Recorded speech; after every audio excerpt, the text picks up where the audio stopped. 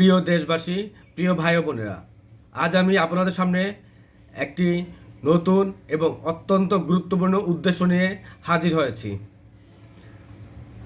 আমার দশম উদ্দেশ্য হলো বাংলাদেশের জনগণের জাকাত রাষ্ট্রীয়ভাবে আদায় করা এবং সেই টাকা গরিব জনগণের মাঝে সঠিকভাবে বন্টন করা। আমি দৃঢ়ভাবে বিশ্বাস করি, যদি রাষ্ট্র ঠিকভাবে জাকাত আদায় করে এবং সঠিকভাবে বন্টন করতে পারে, তাহলে বাংলাদেশে আর কোনো গরিব মানুষ থাকবে না। ইসলাম ধর্মে জাকাতকে বিশেষ গুরুত্ব দেওয়া হয়েছে। জাকাত শুধুমাত্র দানের একটি কাজ নয়, এটি আমাদের সামাজিক দায়িত্ব।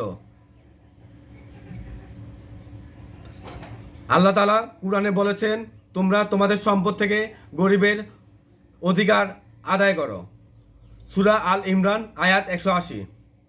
আমাদের বর্তমান এবং অতীত সরকারগুলির ব্যর্থতা, দুর্নীতি এবং অযোগ্যতার কারণে এই পবিত্র দায়িত্বটি উপলব্ধি করেনি।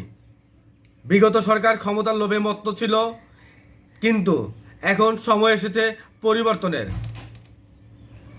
আমরা জাকাত আদায় ও বন্টনের একটি সুষ্ঠু এবং নির্ভরযোগ্য পদ্ধতি প্রবর্তন করব।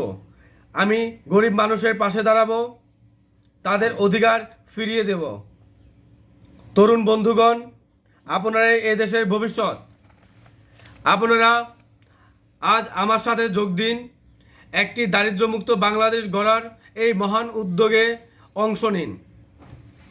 জাকাত আদায় করব রাষ্ট্রীয়ভাবে, গরিবের মুখে হাসি ফুটাবো সবাই মিলে। আমি মোহাম্মদ জহিরুল আলম সৌরভ আপনাদের ডাকি, এসো হাতে হাত রাখো, দেশ গড়ার অঙ্গীকার করি। বাংলাদেশ আমাদের সবার। আমাদের বাংলাদেশ পার্টি আপনাদের পাশে আছে, থাকবে। আসুন আমরা একসাথে এগিয়ে যাই একটি সুন্দর সমৃদ্ধ বাংলাদেশ গড়ার পথে।